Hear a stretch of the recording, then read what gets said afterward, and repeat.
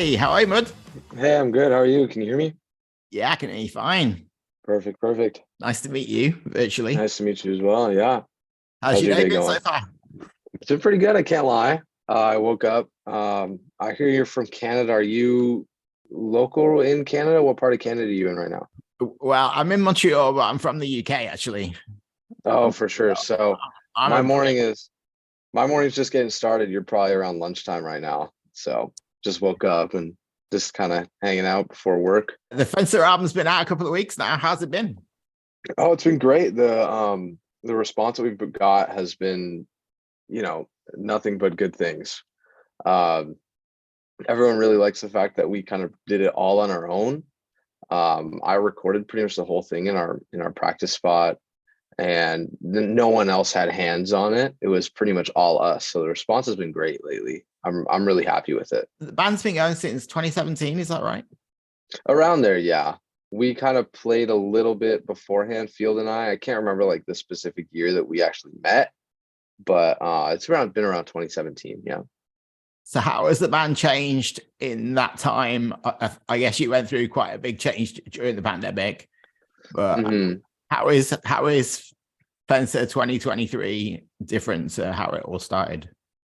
Well, it's different because we originally started with Field and I. We were actually a four-piece, and I was playing guitar. This is like way early on. And Right. then we kind of figured out that, wasn't really the fit. I moved back to drums. Field stayed on guitar, and we were cycling bassists through. And my brother's a bassist, so we had him fill in for a little while, and it just kind of worked out. We were like, oh, this is sick. That's kind of when 2017 was. So 2017 to 2023, I feel like we've really evolved as songwriters, as musicians. Each of us has, gained our own individual level of talent. And, we've just completely grew kind of together as people, which is pretty exciting. What was the aim for the band when you first started out? Did you have like a sound in mind that you were trying to achieve? Not really. I think that Field and I kind of clicked because we were into this like royal blood, highly suspect type sound. So I guess if I had to say something, it would be like that type of new emerging rock that's I feel like it was kind of starting to come to with royal blood and highly suspect. So we're just kind of trying to fit You in mentioned somewhere Royal there. Bloods. Was Yes. was there ever a conversation about just keeping it the two of you? We have done a few shows where it's only the two of us, actually, which Yeah. is funny. There was a few conversations doing just the two of us. We kind of liked the marketability of a three-piece a little bit more. That's kind of why. But we did do the two-piece for a little while, but we just kind of like the three-piece a little more. Okay. So at what point do you feel like you found your sound? Oh man. I can't even put a date on it. I feel like our sound is constantly evolving, and I feel like we kind of honed it in over the pandemic. I feel like it was kind of a blessing and a curse because everyone was inside. So we had a ton of time to kind of sit in with all three of us, hone in our sound, do our recordings, and, you know, do that evolving that we did.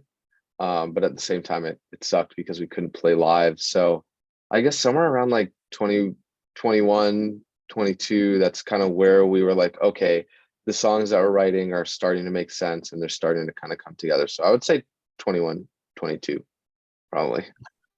So speaking of sound, I've heard this term Hmm. garage opera being thrown around. Tell Hmm. me about that and where did that first come from?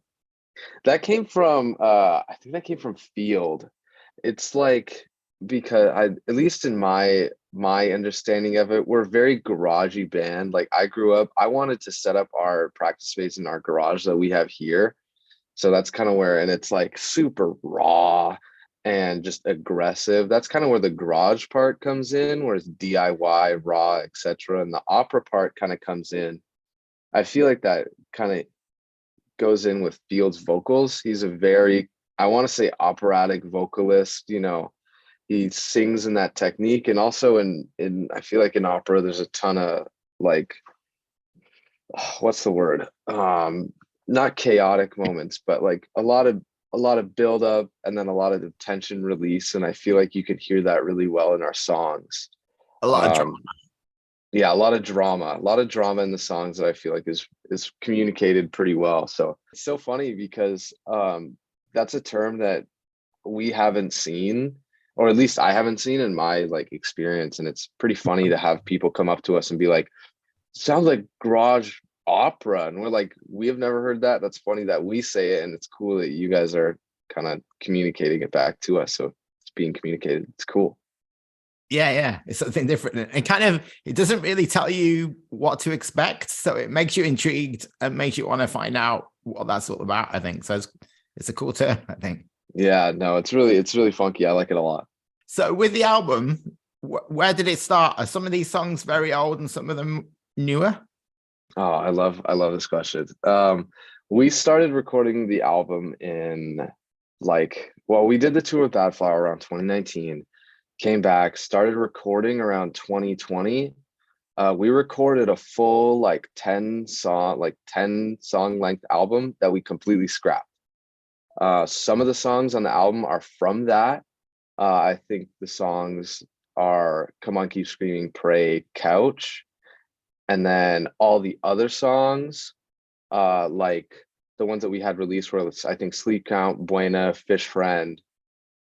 Those three we threw on, which were older songs. And then we wrote a few of them for the album, like Velvet Jet Ski was written for the album. Sanitarium was written for the album. And I believe Bad Bet was written for the album. So that's where all those songs kind of came from. So it was a huge span from 2020 to honestly a few months ago that we were kind of writing and finishing up all these songs. What happened with the original album? Why did you decide to scrap what you were working on? We scrapped it because it just wasn't where we were at. We just didn't feel like it communicated us very well, partially from a production side, also from the songwriter side. Production side is because I had very limited amount of resources in recording, so it was really hard to get a good sound with pretty much nothing, honestly. So, and then I was able to upgrade some of my equipment and redo some of those recordings.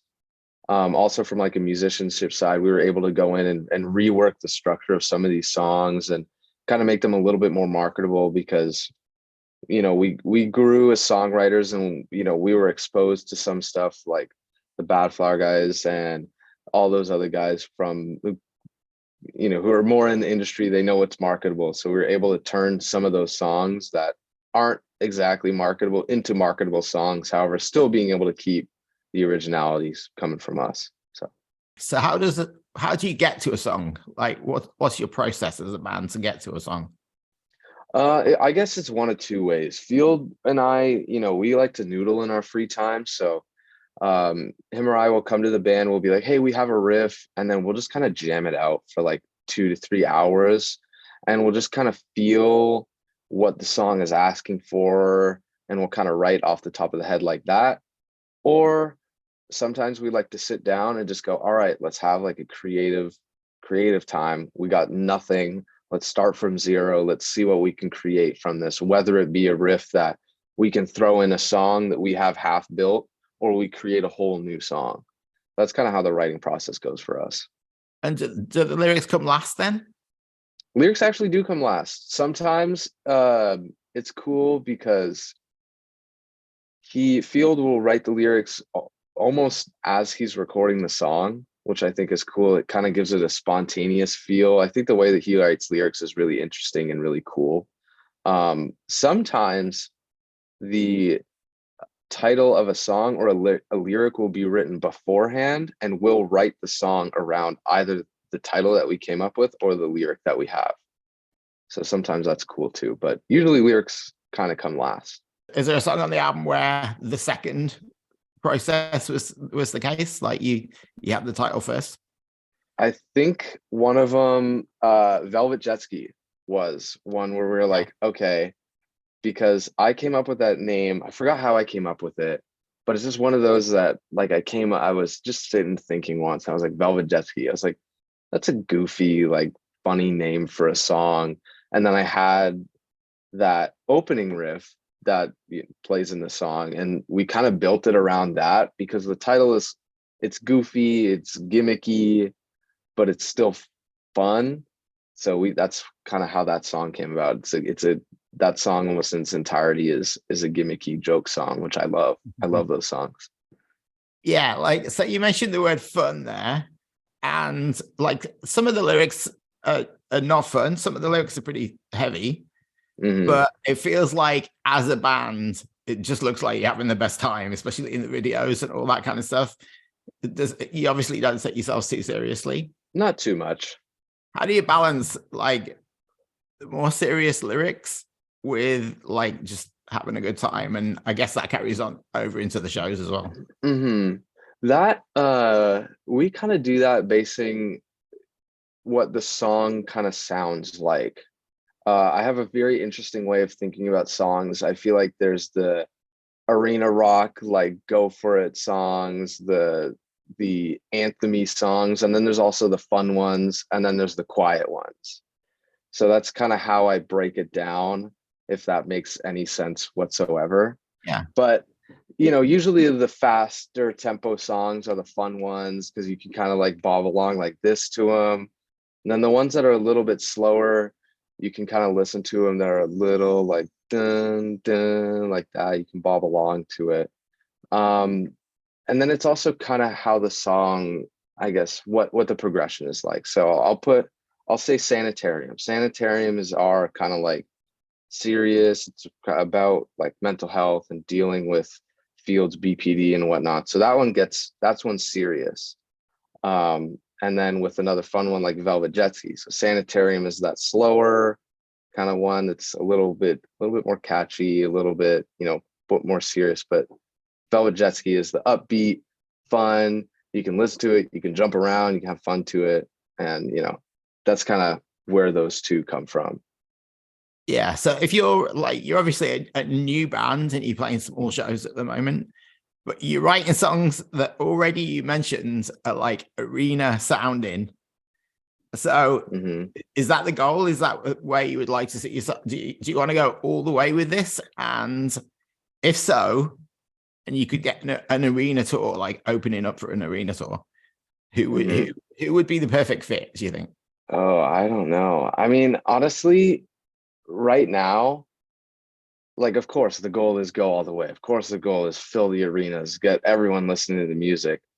Right now, it's anyone to take us on tour, anyone who will let us. Like, we'll go on tour with anyone. We'll go up the coast. I'll leave home for 2 months to go play in front of like 20 people a night. Like, it would be great. But if it was like an arena tour, I feel like a Royal Blood would be great. Highly Suspect. We know the guys, Dead Poets, who are opening up for them now. But Royal Blood, Highly Suspect, Foo Fighters. I know some new Jack White stuff might be cool too. But that's kind of that's my alleyway, going to like the arena shows and whatnot. So speaking of your taste, what was the first music that really made you stop listening to it in the background and kind of take music a bit more seriously? Oh, I grew up a lot on Green Day, so which is really funny, which is actually how Field and I met, because the guy that we were in a band with also really liked Green Day. And then, difference of opinion, Field and I clicked a little bit more than this other guy, and we went on, etc. But I grew up on Green Day, so that was kind of where I was like, this stuff is actually interesting. I like to hear how their writing process evolved from Dookie, from American Idiot to 21st Century Breakdown to the Trio, all the way down. It's really cool to kind of see that the process of writing. That's kind of when I was taking it seriously. That's another band that have like a lot of very serious subjects in their songs. Yeah. Also just look like they're having a blast. Exactly. Yeah. Another band that I kind of like to, I like to listen to is Foo Fighters. I think Dave Grohl is a genius. I take a lot of inspiration from where they go. So honestly, Foo Fighters in a whole, just hearing all their different albums and the different, again, the songwriting process and how they evolve as a band, that was kind of like, okay, this is pretty sick. I think I'm gonna start taking this a little bit seriously. What about you bands? Do you keep up with new music? You checking them out? I try to. The way that I kind of consume music right now is me and my brother, what we like to do is we have Spotify. So we'll find one song that we really like, and in Spotify, like, you can make the song radio, and we'll just go through song radio, scroll through, play some songs that we might think is cool, song radio, and just kind of delve into this hole of underground music that no one knows. Like, we'll be listening to bands with like 800 monthly listeners, and that's kind of how I find new music now. Also, the playlists on Spotify are great. I love the we were featured on one, the independent artists. That's another great way for, I like listening to all the people who don't exactly have a label behind them. So I'll go to that playlist all the time too. So can you think of an artist or two that you've discovered, like any of these like 800 follower bands that you want to shout? 800 follow. There's one band that has one song I really like. They're called Caro, and they have a song. Let me call up the name of it really quick. I think it's called Closest Lunatic. I love it. C-A-R-O, is that how you spell it? Yeah, that's how you spell it. Great song, like a Tame Impala. Like if you took Tame Impala and you took Alt J and you just went, that's the song. I really like those guys. I love Mother too, with Hayloft. They're really cool. All those kind of underground guys. I have a whole playlist that are not only bands that I found, but also bands that we played with. There's this one band called Short Fictions that has this one song called Don't Start a Band, that I don't know why I resonate with that song so much.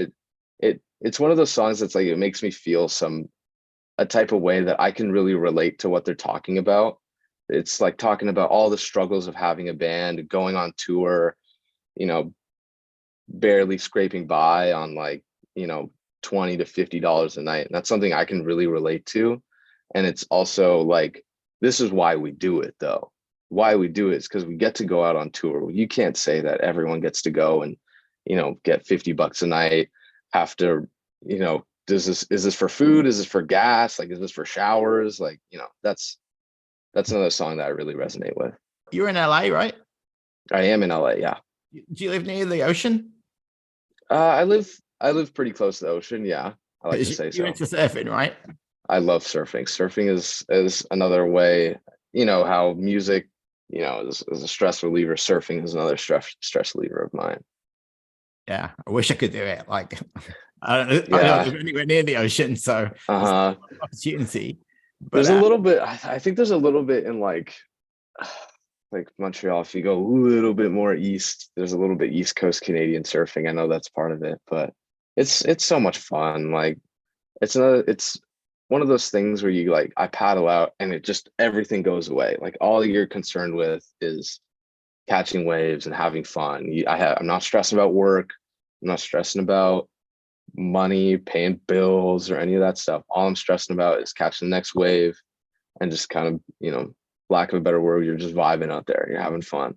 That's what I hear from everybody who's into surfing. Like, it just completely frees the mind. Yeah, it's saltwater therapy. That's what a lot of people call it. Okay. It's just really cold. It's just really, really cold. And it's really tough to get over that because it's so cold. But I'm sure we love in Canada. Yeah, I can't even imagine what it's like up there in the East Coast, all the way up by Montreal. It's probably freezing up there. Yeah, well, it's probably like I've been at the ocean and it's actually been frozen for as far as you can see, and that's the ocean. Oh, no way. That's crazy. Yeah, it's pretty crazy. And close to us, there's a big river where in the summer there's a ferry that gets you across, but in the winter, sometimes in the winter you can drive across. Oh, really? I know. There was when we visit Ottawa. There, I think it's on the Ottawa River. Like, it freezes over and you can go ice skating on it. And we did that once. Yeah, that's really fun. Yeah, that was a lot of fun. Been pretty close. Have you been to Montreal? I don't know if I know my parents have been to Montreal. I think my dad used to work in Montreal, but I can't, maybe when I was like younger. But we mostly go to like Ottawa or Toronto. That's where we mostly go. Ottawa is only like less than a couple of hours drive, so it's not too far. Yeah. So Something last like question, I just wanted to ask you about Life Rolls On, because I know you've had some involvement in that and it seems a really cool thing. What can you tell me about that? Yeah, so Life Rolls On is a organization that helps physically disabled people surf. So people, who can't quite go out on their own because of some physical disabilities, we go out and, we give them the opportunity to go surfing. At least in my experience, you go out, it's incredible because you get to hear everyone's stories. You get to hear like everything that people have been through, all while everyone is just a complete like environment of fun. No one's angry, no one's upset, everyone's cheering everyone on. It's one of these like feel good events. They last like, they have a tour that I think it'll be on West Coast and the East Coast. I think they do have one in Vancouver, and there might be one near you in Montreal. I need to double check on that, but it's mostly on the East Coast of the US. So I mostly act as a volunteer, where I'm the guy on the surfboard pushing these guys into waves, giving them like, an opportunity that they don't really have in their own time. And it's really cool also to see some people who have gone to this thing for so many years. There's this one guy who goes, I'm really good friends with. And it's cool to see the progression from when we were pushing him in waves like a few years ago. Now he can stand on his own. So he'll go out and we'll just be there basically kind of being like lifeguards and watching him just, carve the lines up, standing up. It's just incredible to see. It's just a huge environment of tons of fun. All their stuff is online if anyone who's listening wants to check it out. Yeah, liferollson.com. Yeah, throw some links in. Great organization, tons of fun if anyone's into surfing. But yeah, it's kind of there. It's kind of there. Yes, life rolls on. Yes, because the guy who runs it, and his name is Jesse, he has a really cool saying for anyone who's in the wheelchair. When he first had his accident, everyone was telling him, well, life goes on, life goes on. He said, well, no, life rolls on, because he's in the wheelchair. It's really, it's cool. It makes me feel good. I like it. Yeah, it's a good name. So what's next for you guys now the album's out and people are starting to hear it? What's going to happen? Next for us is we are going to flood everything with content. I know we got a few cool things planned the way, maybe some sessions, maybe some acoustic stuff. We'd love to hop on a tour. I know that's going to happen eventually, and then after that, more songs, maybe not. I can't really say too much, but we definitely got a lot of content coming, hopefully hitting the road and playing for everyone soon. Excellent. Well, yeah. I hope that you make it over to Montreal. Maybe when it's you should come. Yeah, maybe not in the middle of winter, but yeah, no, I'd love to go up there. You Californians maybe might struggle in like minus 25 degrees. I know. Yeah, I'm not cut out for it. Not at all. I can't even imagine. Yeah, but yeah, I want to make it up there. Thank you so much. This was tons of fun. I love talking. I love chatting. Yeah, so. It's been a pleasure. I wish you all the best with it. It sounds like it's going to be a big year. Yeah. All right. Thank you, Steve. You have a good one. Right. Thanks, Cam. Bye. I made a bad bet when I bet with you.